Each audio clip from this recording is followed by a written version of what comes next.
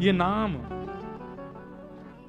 सत्संग में, कथा में सामर्थ्य है कि जीवन में आने वाली विपत्ति का अनुभव होना बंद हो जाता है, लेकिन नाम में सामर्थ्य है कि जीवन में आने वाली विपत्ति का विशाल रूप सूक्ष्म कर देता है नाम। समझ में आई बात? सत्संग में क्या सामर्थ्य है कि विपत्ति जो आ रही है वो आएगी पर उसका अनुभव नहीं होगा, वो आपको तोड़ नहीं पाएगी। पर नाम में क्या सामर्थ्य है? आने वाली विपत्ति का जो प्रचंड रूप है उसका सूक्ष्म रूप कर देता है नाम। ये नाम की सामर्थ्य, ये नाम का बल है। इसलिए कथा के साथ साथ नाम जप अति आवश्यक है। नाम,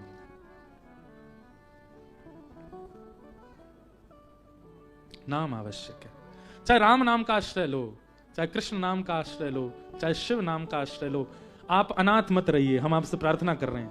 आप कहोगे विचित्र बात क्यों कह रहे हो महाराज जी, हम सबके माता पिता हैं, हमको अनाथ क्यों? जो बिना नाम के जीवन जी रहा है वो अनाथ ही है। जिसके जीवन में कोई नाम नहीं है वो अनाथ है। और सुनिए एक बात, जो अनाथ होते हैं ना, दुर्भाग्य से उनको अनाथालय में रहना पड़ता है।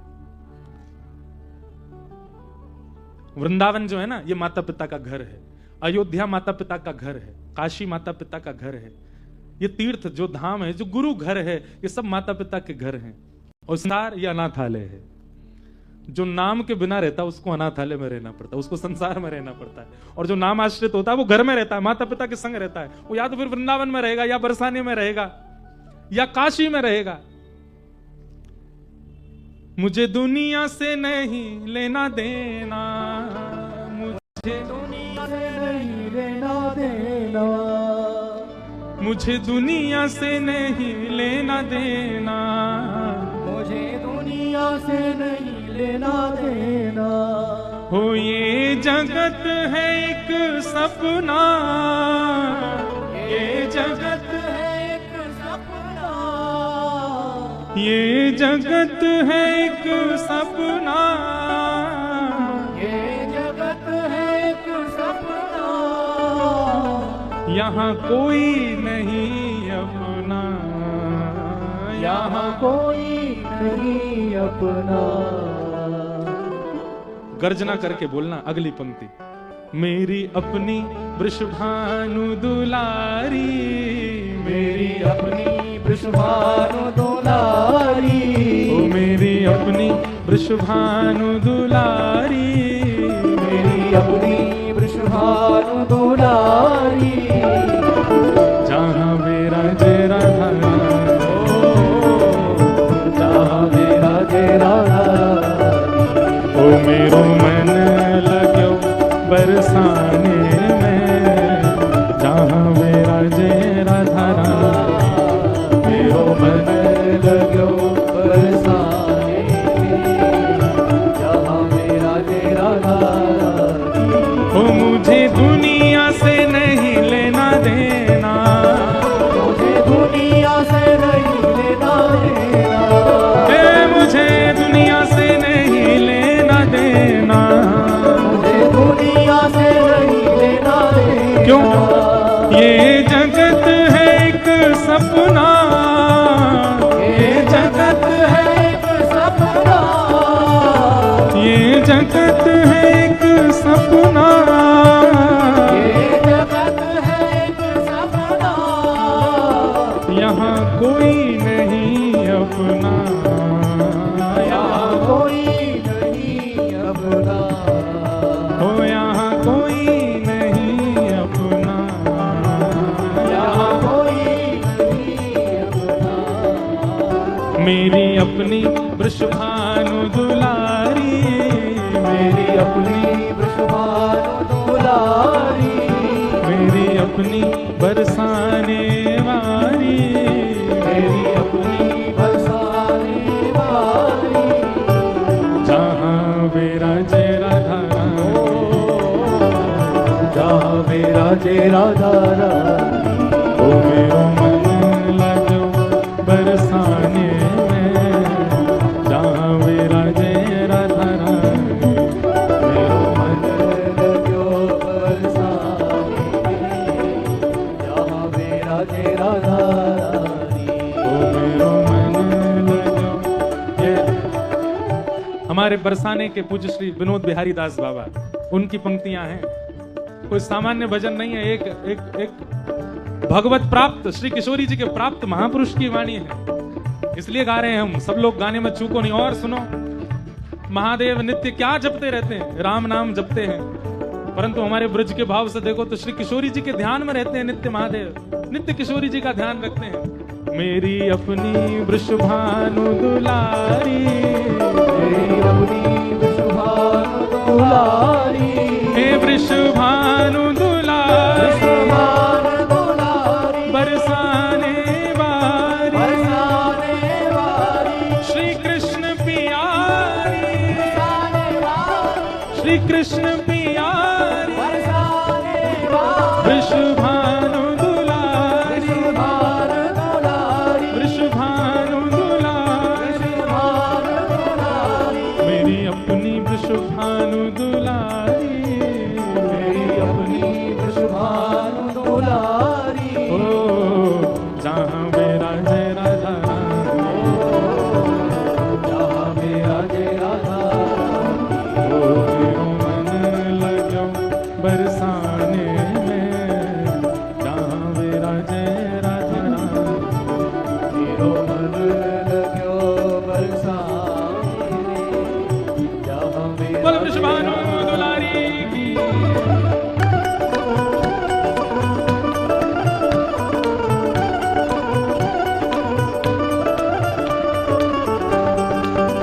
बोलो वृषभानु के जमाई की।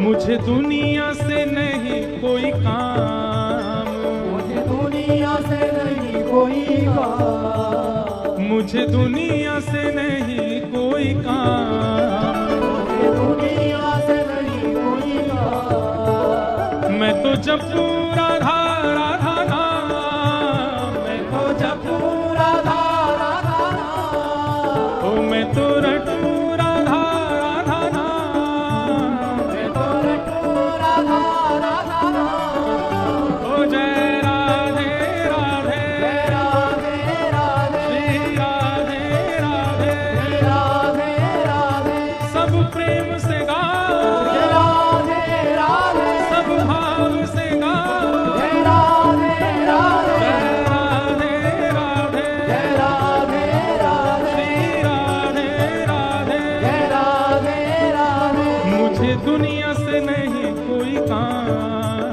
मुझे दुनिया से नहीं कोई काम, ओ मैं तो रटू राधा राधा नाम, मैं तो रटू राधा राधा नाम, दर्शन करूं शुभ शाम, दर्शन करूं सुबह शाम, मेरे मन में विराज श्याम दीवानी, मेरे मन में विराजे श्याम दीवानी, मेरे मन में विराज श्याम दीवानी, मेरे मन में विराजे श्याम दीवानी, जहाँ विराजे राधा रानी, जहाँ विराजे राधा रानी, ओ मेरो मन लगो बरसाने में, जहाँ विराजे राधा रानी।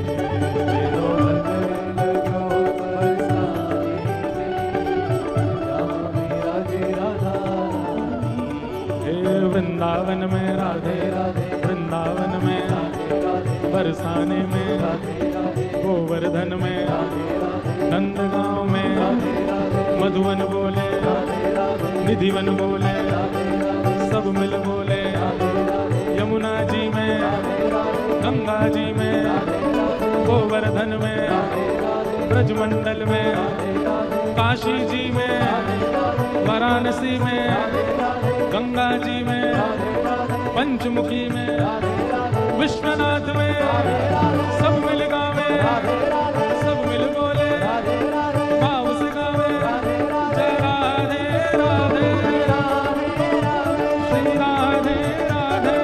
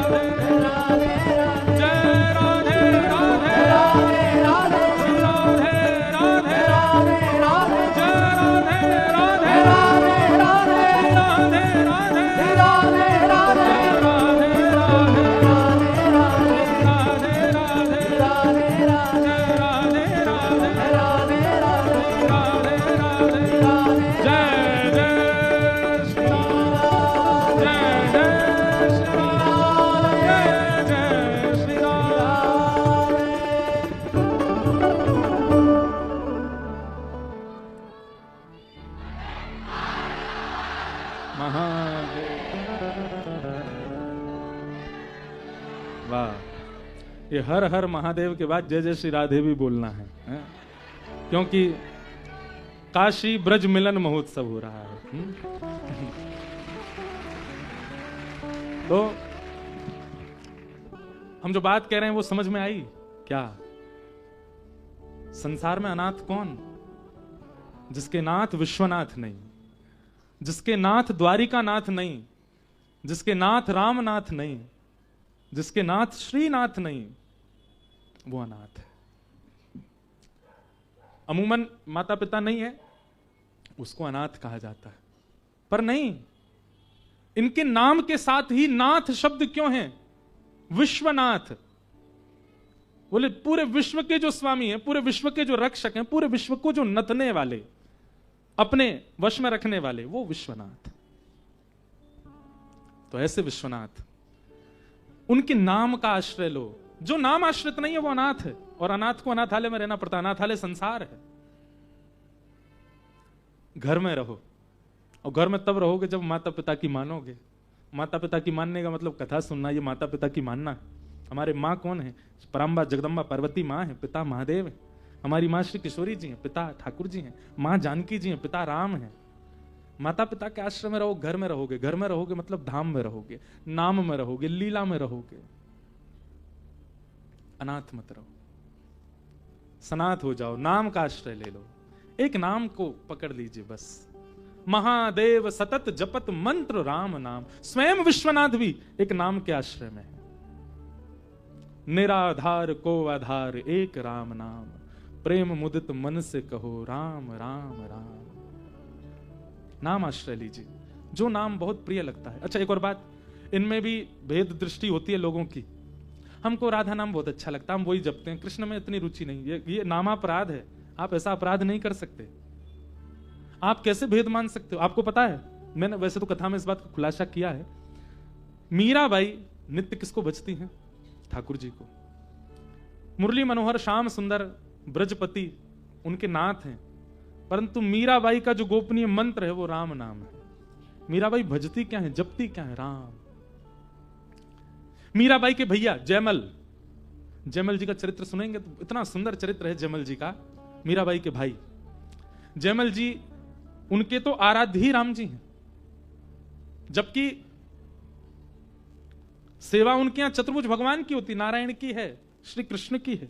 नारायण ही राम है, नारायण ही कृष्ण है, उनमें भेद नहीं, पर उनके आराध्य रूप में राम जी हैं। जयमल जी के प्रसंग में आता है कि एक बार जयमल जी, उन्होंने संकल्प लिया कि मैं पूरे दिन में इतने घंटे केवल भजन करूंगा, और उस समय चाहे दुनिया इधर से उधर हो जाए, मेरा भजन नहीं रुकना चाहिए।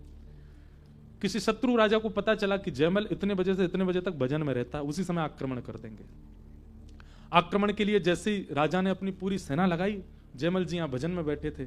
मंत्री महामंत्री सब सोचने लगे अब कैसे करें, राजा तो हमारा भजन में, उतने घंटे से पहले उठेंगे नहीं, उतने घंटे में तो पूरी नगरी ध्वस्त हो जानी है। एकमात्र जयमल जी की मां को अधिकार था कि उनके भजन में वो जाकर के जयमल जी से वार्ता करती थी, लेकिन जयमल जी उसका उत्तर भी इशारे में ही करते थे, बोलते नहीं थे, केवल अपना भजन में लगे रहते थे। तो मां ने जाकर के कहा, पुत्र नगर संकट में है।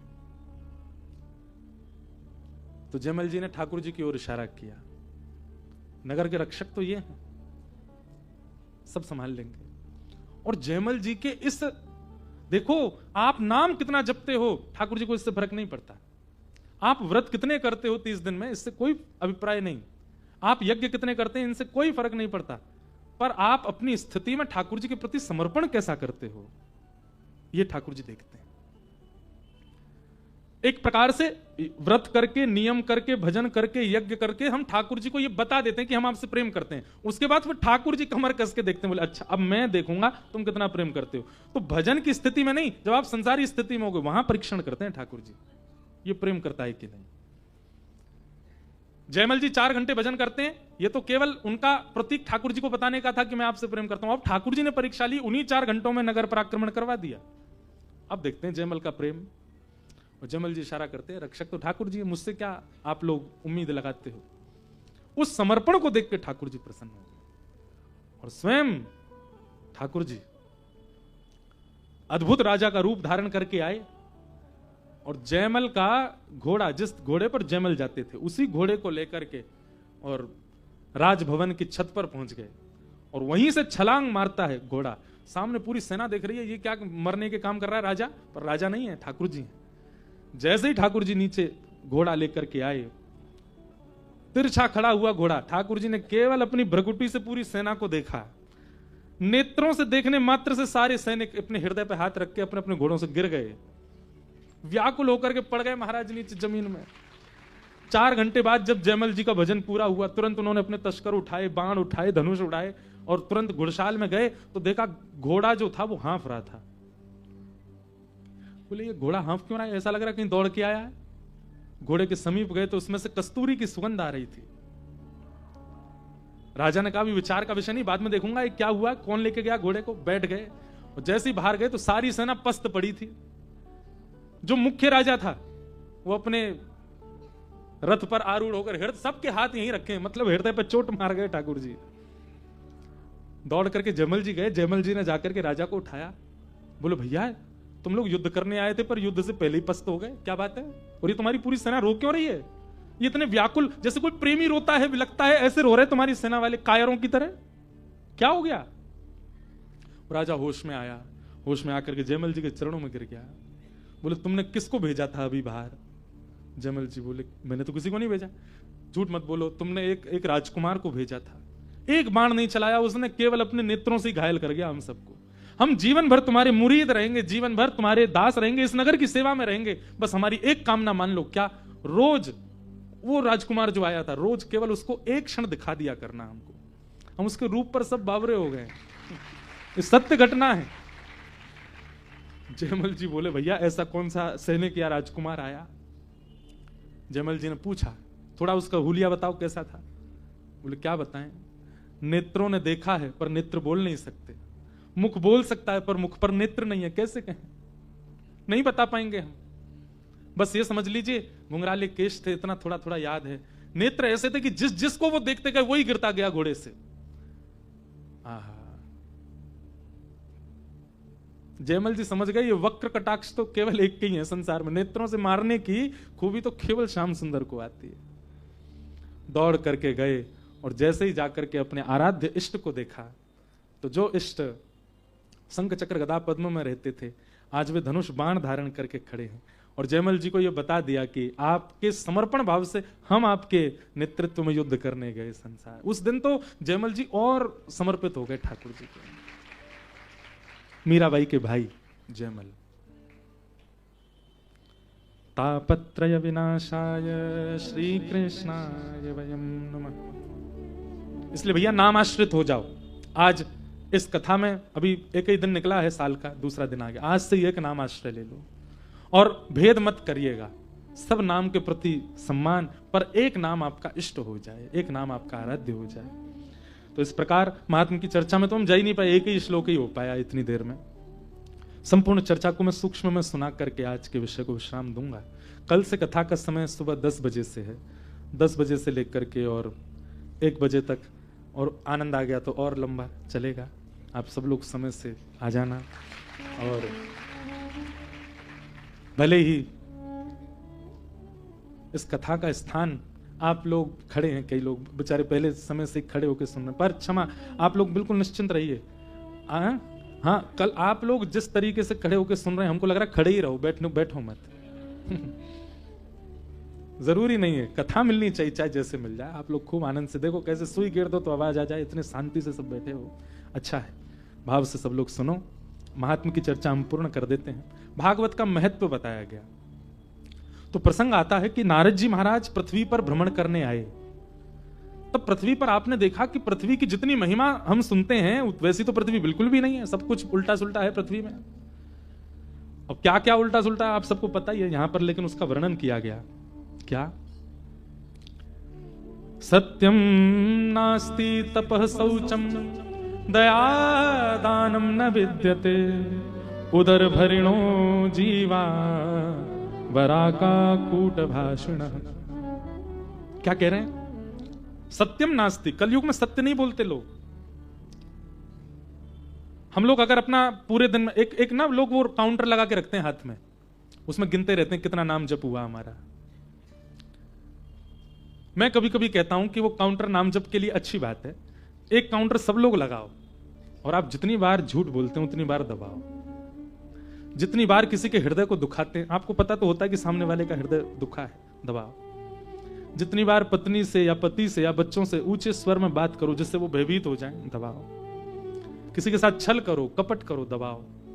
और हर महीने की 30 तारीख को जैसे ऑडिट होता है वैसे ही उसको देखा करो 30 दिन में आपने कितने पाप किए। आपका हृदय कांप जाएगा। और नियम है, एक बार करके देखिए, 1 महीना आप वो रखना ही पड़ेगा आपको। आपका नियम होना चाहिए अंगूठी की तरह रोज पहनो। दुनिया को लगेगा आप नाम जापक हो, पर नाम मत जपना, आप उसमें अपने अवगुण जपो। हम सबको पता होता, इससे 2 काम होंगे।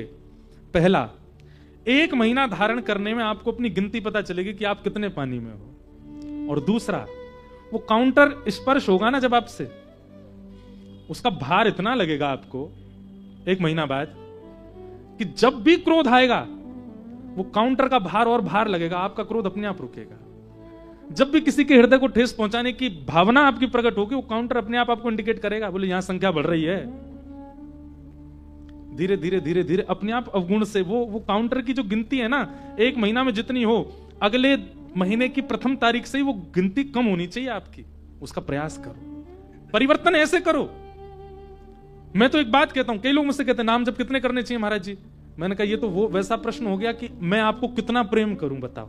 कोई गिनती है प्रेम की? कोई पैमाना है? कोई स्केल है? कोई नापने की वस्तु है? नाम यथाशक्ति, जितना कर सको उतना करो।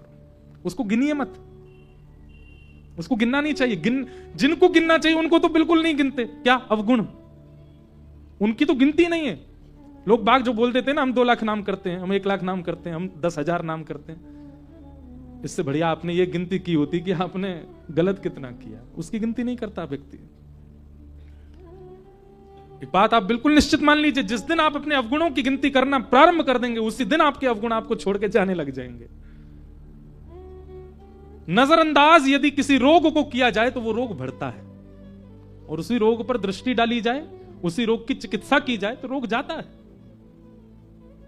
हमारे अवगुण, हमारा क्रोध, हमारा काम, लोभ, ये सब हमारे रोग हैं। इनको हमने नजरअंदाज कर रखा है। ये उतने ही पनप रहे हैं, ये उतने ही पल रहे हैं, ये उतने ही बढ़ रहे हैं। इन पर दृष्टि डाला करो, इनको ज्यादा देखा करो, गुण कम देखो अपने। तो नारद जी ने आकर के पृथ्वी पर देखा कि सब बिल्कुल विचित्र है। तब नारद जी महाराज वृंदावन गए, और वृंदावन में यमुना तट पर नारद जी ने एक वैचित्र देखा। क्या कि एक परम सुंदरी युवती और उसकी गोद में 2 वृद्ध लेटे। पूछा आप कौन हैं? तब उस युवती ने अपना परिचय दिया, मैं भक्ति, और ये दोनों मेरे पुत्र ज्ञान और वैराग्य। कलयुग के प्रभाव से ज्ञान और वैराग्य जर्जर हो गए हैं, पर वृंदावन आकर के मैं अभी भी युवा हूं। वृंदावन भक्ति में युवा है,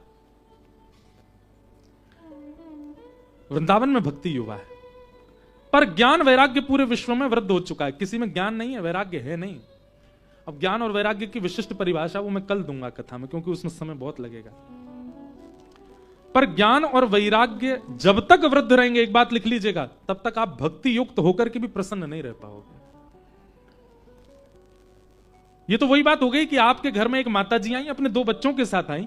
आपने माता जी को तो बढ़िया व्यवस्था कर दी, बच्चों को कुछ पूछ भी नहीं रहे। तो मां की भले कितनी भी व्यवस्था की हो, मां के लिए सबसे अच्छी व्यवस्था उसके पुत्रों की प्रसन्नता। हम लोग तिलक लगाते हैं, कंठी पहनते हैं, नाम जप करते हैं, गुरु आश्रित हो गए, कथा सुनते हैं, मतलब भक्ति को प्रसन्न करने वाली सारी क्रियाएं कर रहे हैं। पर भक्ति के 2 पुत्र ज्ञान और वैराग्य, उनको चित्त में स्थान नहीं देते, भक्ति कैसे प्रसन्न रह सकती है? इसलिए ज्ञान और वैराग्य आवश्यक हैं चित्त में।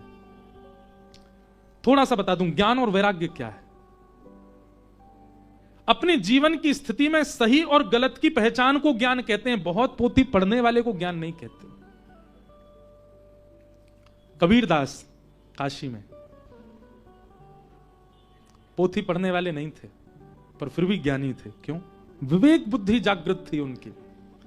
तो ज्ञानी होने का मतलब बहुत पता होना नहीं होता, ज्ञानी होने का मतलब विवेकी होना होता है। गाड़ी चलानी सबको आ जाए। कई बार नया नया ड्राइवर होता है, नए नए घर के बालक सीखते हैं गाड़ी, हाईवे पे उनको भी नहीं दी जाती। क्यों? इसको पता तो है कि एक्सीलरेटर है, ये इसको पता है कि ब्रेक है, इसको पता है गियर है, इसको पता है स्टीयरिंग है, इंडिकेटर है, सब जानता है गाड़ी के बारे में, पर अपनी अभी उतना विवेकी ड्राइवर नहीं बना कि इसको हाईवे पे गाड़ी दी जाए। मतलब ज्ञान तो है, पर उस ज्ञान का अगर विवेक नहीं है, विवेक मतलब ज्ञान तो है पर ज्ञान को जीवन में इंप्लीमेंट नहीं किया है, विवेक नहीं है, तो आप अज्ञानी ही माने जाओगे। उस ज्ञान का अपने जीवन में लागू होना, उस जीवन में स्वीकारीकरण होना, उसको विवेक कहते हैं। और वह विवेक बिन सतसंग विवेक न होई, राम कृपा बिन सुलभ न सोई। बिनु सत्संग विवेक न होई। वो विवेक सत्संग से होगा जो आप कर रहे हो, ये विवेक ही बनाता है। और राम कृपा बिन सुलभ न सोई, ये सत्संग राम जी की कृपा के बिना नहीं मिलता। इसलिए विवेक यानी कि ज्ञान यानी कि भक्ति का पुत्र, उसको जीवन में लाइए। सही और गलत की पहचान आपके जीवन में होनी चाहिए। 31 दिसंबर की रात्रि आप कहां थे वो आपका विवेक बताता है। आप सत्संग में थे या ऊधम में थे? हम यहां के तो सब यही बोलेंगे सत्संग में थे, पर आप जहां थे उससे आपकी विवेक बुद्धि पता चलती है। अपने जन्म दिवस पर आप कहां थे उससे आपकी विवेक बुद्धि पता चलती है। अपने विवाह को आपने किस प्रकार किया वो विवेक बुद्धि है। आप माता पिता के प्रति आप कैसा प्रेम भाव रखते हैं वो विवेक बुद्धि है। अपना प्रत्येक जीवन में नियम कैसा धारण किया वो विवेक बुद्धि है। और वो विवेक बुद्धि सत्संग से आती है, और सत्संग राम जी की कृपा से आता है। मैं ना यहां इस मंच पर बैठ के बोल सकता हूं, ना आप यहां बैठ के सुन सकते हो, यदि राम जी की दृष्टि हम पर नहीं हो तो। उनकी कृपा है तभी आप बैठे हो यहां पर। पता तो आपसे ज्यादा लोगों को होगा काशी में कथा हो रही है, पर बहाने भी उन पर बहुत होंगे ना आने के। सर्दी बहुत है, कौन जाए इतनी दूर, वहां जाएंगे बैठना पड़ेगा।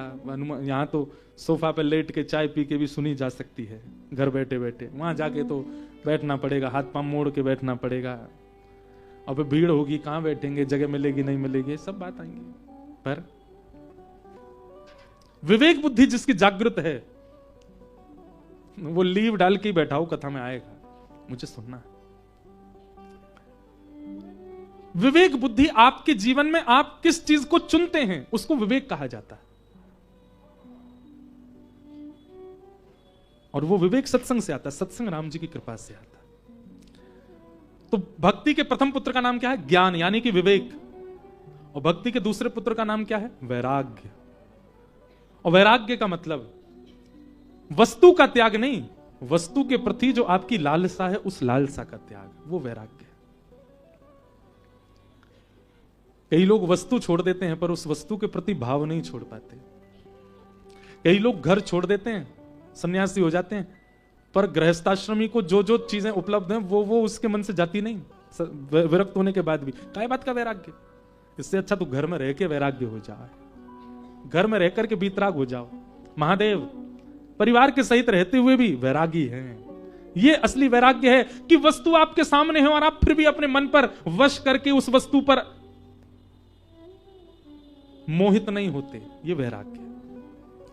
56 भोग मिलने पर भी जीव में पानी ना आना, ये वैराग्य है।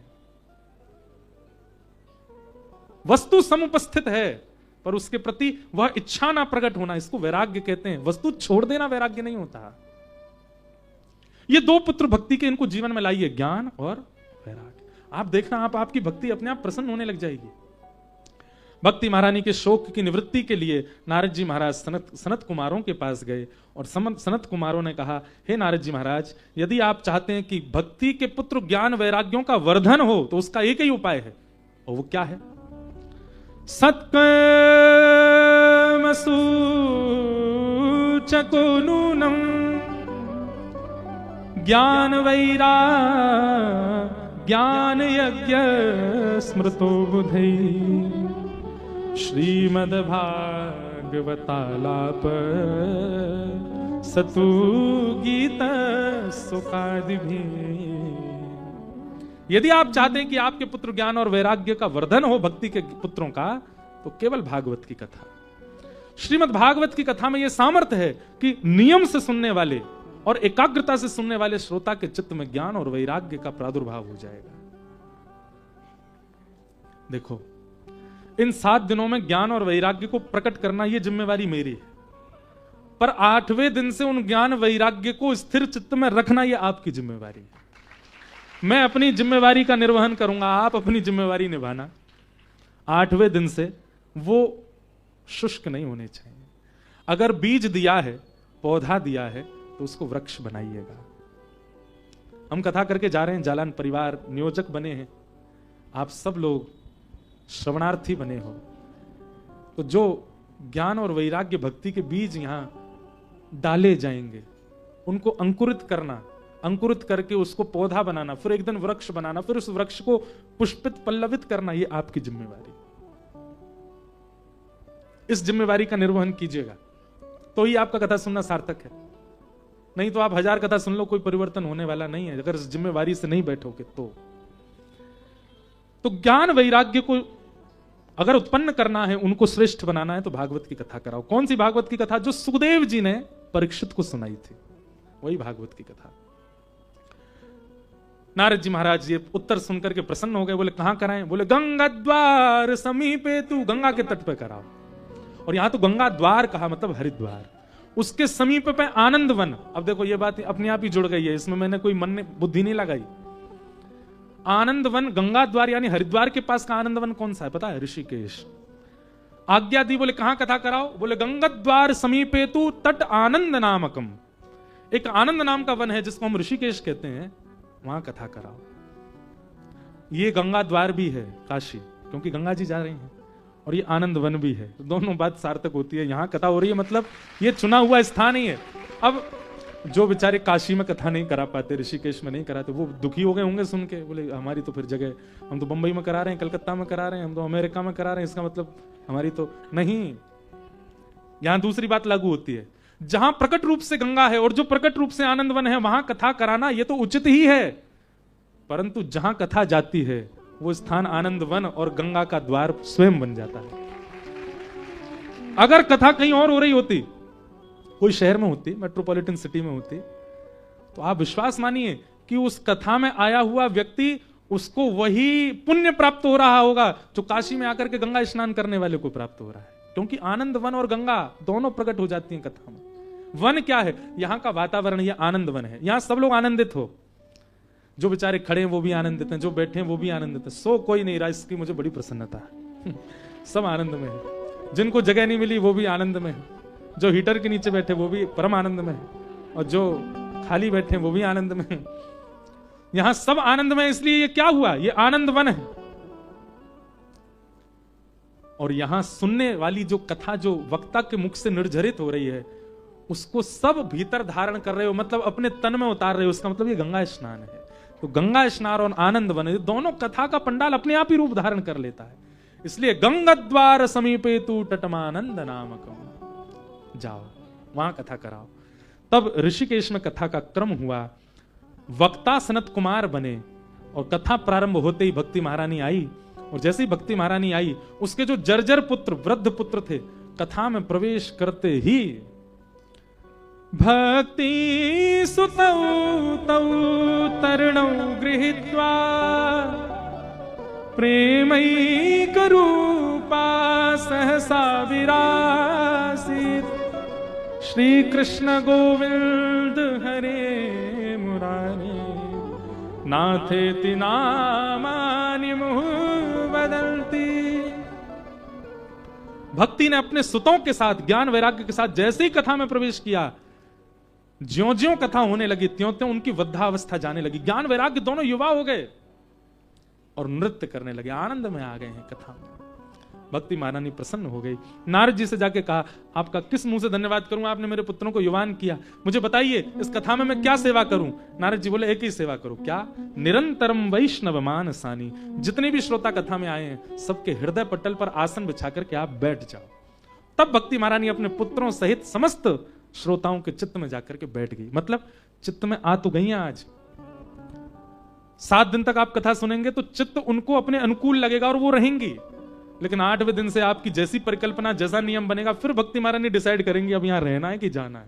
इसलिए आमंत्रण और बैठाने का काम तो हमने आज से कर दिया। वो बैठेंगी 7 दिन अंदर, वो बैठी रहें, उसकी जिम्मेवारी आपकी। अब आप कहोगे महाराज जी भक्ति को चित्त में बैठाने से हमको क्या मिलेगा? सुनो, भागवत जी कहती है, सकल भुवन मध्य निर्धनास्ते धन्या निवसति हित तेषां श्री हरेर्भक्तिरेका